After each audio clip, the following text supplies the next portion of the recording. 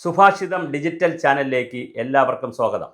ഈ ചാനൽ കാണുക, സബ്സ്ക്രൈബ് ചെയ്യുക, പരമാവധി ഞങ്ങൾക്ക് പിന്തുണ നൽകുക. ലൈക്ക്, ഷെയർ, കമൻറ്റ്, അങ്ങനെ എല്ലാ അർത്ഥത്തിലും പരസ്യങ്ങൾ, അങ്ങനെ എല്ലാ അർത്ഥത്തിലും ഞങ്ങളെ സഹായിക്കുക. വിവിധങ്ങളായ സാമൂഹിക, രാഷ്ട്രീയ, പാരിസ്ഥിതിക, ജിയോ പൊളിറ്റിക്സ് അടക്കമുള്ള എല്ലാ കാര്യങ്ങളും ചർച്ച ചെയ്യുന്നൊരു ചാനലാണിത്. ഇതിൻ്റെ സബ്സ്ക്രിപ്ഷൻ കൂട്ടി വരേണ്ടതുണ്ട്. ഇപ്പോൾ ഒരുവിധം മെച്ചപ്പെട്ട സബ്സ്ക്രിപ്ഷനാണ് ഉള്ളത്. എങ്കിലും ബാക്കി പരമാവധി ആളുകൾ ഇത് സബ്സ്ക്രൈബ് ചെയ്യണം. ഇന്ന് നമ്മൾ പറയുന്ന ആദ്യത്തെ പ്രധാനപ്പെട്ട ഒരു വാർത്ത, വെള്ളാപ്പള്ളി നടേശൻ അവർകൾ വളരെ കൃത്യമായി നയം വ്യക്തമാക്കിയിട്ടുണ്ട്. അദ്ദേഹം പറയുന്നത് വളരെ കൃത്യമാണ്. അദ്ദേഹത്തിൻ്റെ നയം അതിനകത്ത് സമദൂരമോ അല്ലെങ്കിൽ ബഹുദൂരമോ അല്ലെങ്കിൽ തൊട്ടുകൂടായ്മയോ തീണ്ടായ്മയോ ഒന്നുമില്ല. വളരെ കൃത്യമാണ് അദ്ദേഹം പറയുന്നത്. അതായത് ശബരിമല വിഷയത്തിൽ എന്തുകൊണ്ട് വിശ്വാസി സംഗമത്തിൽ പങ്കെടുത്തു, ഒന്നാമത്തെ കാര്യം. രണ്ടാമത്തെ കാര്യം, എന്തുകൊണ്ട് ഭരണകക്ഷിയായിട്ടുള്ള പിണറായി വിജയനുമായി അല്ലെങ്കിൽ മുഖ്യമന്ത്രിക്ക് വേണ്ടി ഇങ്ങനെ സംസാരിക്കുന്നു, ശ്രീ പിണറായി വിജയന് വേണ്ടി സംസാരിക്കുന്നു. രണ്ട് കാര്യങ്ങൾ അദ്ദേഹം വളരെ കൃത്യമായി പറഞ്ഞിട്ടുണ്ട്. ഒന്ന്, ശബരിമല വിഷയമെന്ന് പറയുന്നത്, അങ്ങനെ വിശ്വാസ സംഗമം നടത്തിയത് എല്ലാ അമ്പലങ്ങൾക്കും വരുമാനം വരാനും ഒരു കൂടുതൽ ബഹളമുണ്ടാകാനും ഒക്കെയുള്ള ഒരു വിശ്വാസി ബഹളമൊക്കെ ഉണ്ടാകാനുള്ള സാധ്യത ഉള്ളത് കൊണ്ട് പങ്കെടുത്തു. അത് ഒരു നയം. രണ്ടാമത്, അതിനേക്കാൾ പ്രധാനപ്പെട്ട ഒരു കാര്യം, പിണറായി വിശ്വാസിയാണ്, വളരെ പ്രധാനപ്പെട്ട ഒരു വിശ്വാസിയാണെന്ന് താൻ കരുതുന്നു. കാരണം അയ്യപ്പ വിഗ്രഹം കൊടുത്തപ്പോൾ അദ്ദേഹം വാങ്ങി, അദ്ദേഹം അവിടെ മിനിയാച്ചർ ആണ് കൊടുത്തത് സ്വാഗതം പറഞ്ഞപ്പോൾ. മാത്രമല്ല അദ്ദേഹത്തിൻ്റെ പ്രസംഗത്തിലും കാര്യങ്ങളിലും ഒക്കെ വളരെ കൃത്യമായ ഒരു വിശ്വാസിയുടെ എല്ലാ അർത്ഥവുമുണ്ട് എന്ന് ഒരു വാദമാണ് വെള്ളാപ്പള്ളി മുന്നോട്ട് വെക്കുന്നത്. രണ്ടാമത്തെ അദ്ദേഹം പറയുന്ന ഒരു കാര്യം, ഈ നമ്മൾ അധികാരമില്ലാത്തവരുടെ പിന്നാലെ പോയിട്ടൊരു കാര്യമില്ല. അതാണ് വളരെ പ്രധാനം. അധികാരമുള്ളവരിൽ നിന്ന് കാര്യങ്ങൾ പിടിച്ചു വാങ്ങുക.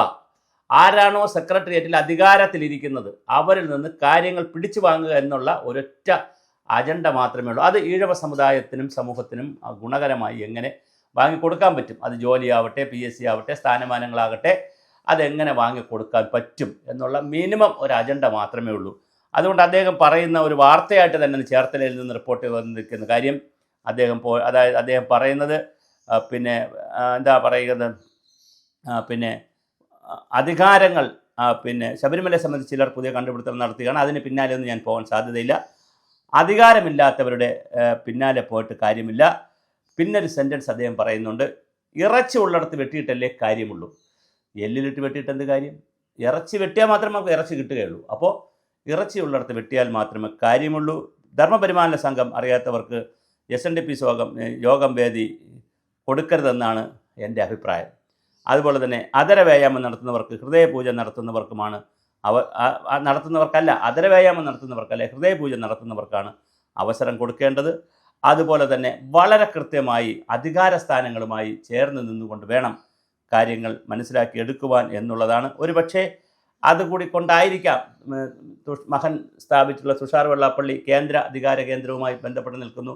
BDJS കേരള അധികാര കേന്ദ്രവുമായി ബന്ധപ്പെടുത്തി വെള്ളാപ്പള്ളി അവരുടെ SNDP സംവിധാനമൊക്കെ നിൽക്കുന്നു. അപ്പോൾ അങ്ങനെ പറഞ്ഞുകൊണ്ട് ഒരു അധികാര ലൈനിലാണ് അദ്ദേഹം പറയുന്നത്.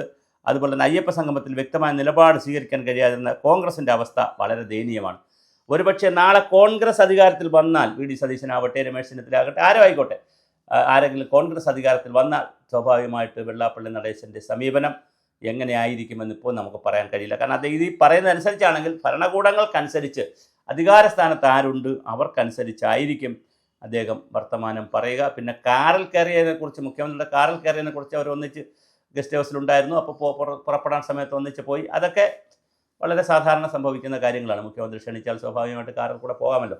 അപ്പോൾ അതൊക്കെ സംഭവിക്കുന്ന നോർമലായിട്ടുള്ള കാര്യം. പക്ഷേ നയം വളരെ കൃത്യമായിട്ട് വെള്ളാപ്പള്ളി നടേശൻ വ്യക്തമാക്കിയിട്ടുണ്ട്. മറ്റൊന്നുമല്ല, ശ്രീനാരായണ ധർമ്മപരിപാലന സംഘം അല്ലെങ്കിൽ SNDPയുടെ പ്രധാന ചുമതല അധികാര സ്ഥാനങ്ങളിൽ നിന്ന് കാര്യങ്ങൾ വാങ്ങിക്കൊടുക്കുക എന്നുള്ളതാണ്. അതുകൊണ്ട് തന്നെ ഇറച്ചി ഉള്ളിടത്ത് മാത്രമേ കത്തി താഴ്ത്തുകയുള്ളൂ, വെട്ടാൻ നിൽക്കുകയുള്ളൂ. അല്ലാത്ത എല്ലിനോട് കടിപിടിച്ച് പല്ല് മുറിയാൻ ഞങ്ങളില്ല, കൈ മുറിയാൻ ഞങ്ങളില്ല, കൈ ഒടിയാനും പല്ല് മുറിയാനൊന്നും ഞങ്ങളില്ല എന്ന വളരെ കൃത്യമായ നയം അദ്ദേഹം വ്യക്തമാക്കിയിട്ടുണ്ട്. ഇത് ഞാൻ പറഞ്ഞതല്ല, ഞാൻ എൻ്റെ കണ്ടുപിടുത്തമൊന്നുമില്ല, ചേർത്തലയിൽ നിന്നുള്ള റിപ്പോർട്ട് ചെയ്ത് വന്നിട്ടുള്ള വാർത്തയാണിത്. അപ്പോൾ തീർച്ചയായിട്ടും അദ്ദേഹം തീണ്ടാ ജാതിയിൽപ്പെട്ട ആളൊന്നും അല്ല. അതുകൊണ്ട് മുഖ്യമന്ത്രിയുടെ കാറിൽ കയറിയതിനും വേറെ ന്യായങ്ങളൊന്നും പറയേണ്ട കാര്യമില്ല. അതിന് വേറെ വ്യാഖ്യാനങ്ങളുടെ ആവശ്യമില്ല. എന്തായാലും ഞാൻ ഭരണകക്ഷിയുടെ ഭാഗമാണ് എല്ലാ കാലത്തും. അത് രാഷ്ട്രീയ നിലപാടല്ല, അതൊരു വേറൊരു നിലപാടാണ്. അതായത് രാഷ്ട്രീയമായി ഞങ്ങൾക്കൊരു നിലപാടുമില്ല. ഭരണകക്ഷി ആരാണോ അവരെ കൂടെ നിൽക്കുക, പരമാവധി ആനുകൂല്യങ്ങൾ വാങ്ങി തനിക്കെടുക്കാനല്ലല്ലോ. അതാണ് വെള്ളാപ്പള്ളിയുടെ ഒരു വാദം. ആ വാദം കറക്റ്റാണ്. എൻ്റെ കൂടെ ഉള്ള ആളുകൾക്ക് കൊടുക്കാൻ വേണ്ടിയിട്ടാണ്. അവരുടെ ഉന്നമനവും അവരുടെ പുരോഗതിയുമാണ് എൻ്റെ ലക്ഷ്യം, അല്ലെങ്കിൽ ഞങ്ങളുടെ സംഘടനയുടെ ലക്ഷ്യം. അതുകൊണ്ട് തന്നെ ഞങ്ങൾ അധികാര കേന്ദ്രങ്ങളുമായി നിൽക്കുന്നു. ഇപ്പോൾ പിണറായി വിജയനാണ് ഭരിക്കുന്നത്. അതുകൊണ്ട് അദ്ദേഹത്തിലുള്ള നന്മകൾ, ശരികൾ മാത്രം കണ്ടുകൊണ്ട് സപ്പോർട്ട് ചെയ്യുന്നു. തെറ്റുകളൊന്നും ഞങ്ങൾ നോക്കാൻ പോകുന്നുമില്ല.